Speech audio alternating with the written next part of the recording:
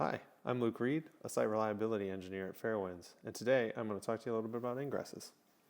An ingress, unsurprisingly, is a resource that enables traffic to come into your cluster from the outside. Usually this is to an HTTP or HTTPS service.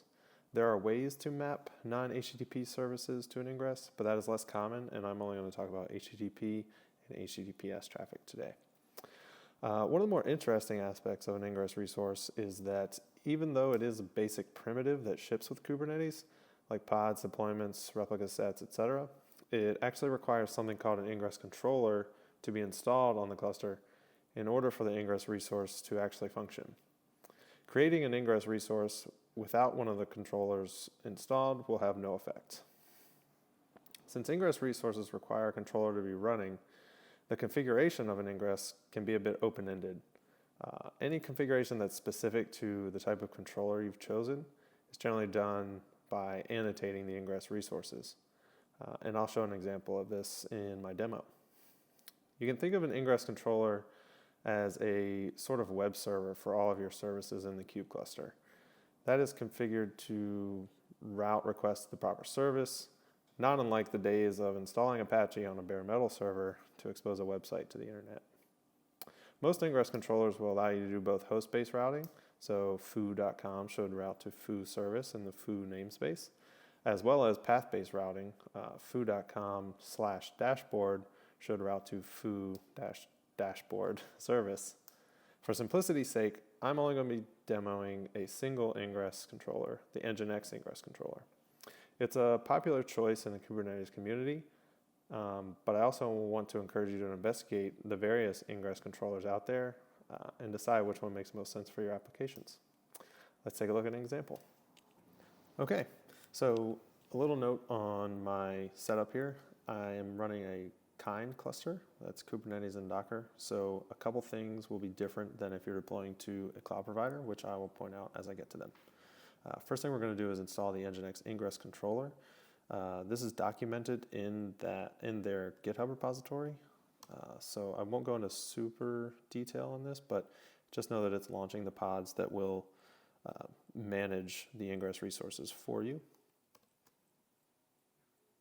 Okay, creates all those things. Then I'm creating a service, and this is one point where it'll be different if you're launching into a cloud provider.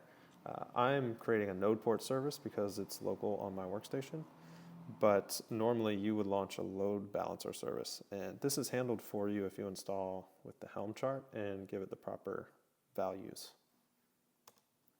Okay, so we get that going, and I should note that right now we're getting connection refuse, which we expect, and here in a second we should get empty reply from server. So that is good. That means that it is at least listening. Now, we're going to go ahead and deploy our service and our deployment for our actual application, and then we'll go over the ingress. So the service is a simple cluster IP. It listens on port 80 and forwards along to port 80 on the pods. And the application we're launching is HTTP bin, which is a tool it's a simple tool for requesting and receiving replies from an API. So it provides the API and a front end. So it's good for testing stuff like this. Okay, now let's take a look at the ingress. So we're mentioning here that nginx is the class we're using. The controller looks for this annotation and knows that it owns this ingress from this point on once we create it. And you'll notice here in the rules section that we want the host to be localhost. This will obviously be different if you're launching a production deployment. It would be your company's website or whatever it may be. And in the back end, we're pointing to that HTTP bin service that we just launched. And this is also namespaced to point to that service. Okay, so now we're going to take a look here, make sure our pods are running, and it is. And that looks good. And it also provides an API, RESTful API, JSON, that we can take a look at. And we can also see it in the browser.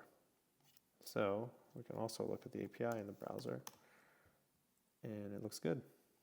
So that about does it for our intro to ingresses. There's a lot more out there, so I encourage you to read some of the documentation and also experiment with some other Ingress controllers. Thank you for your time.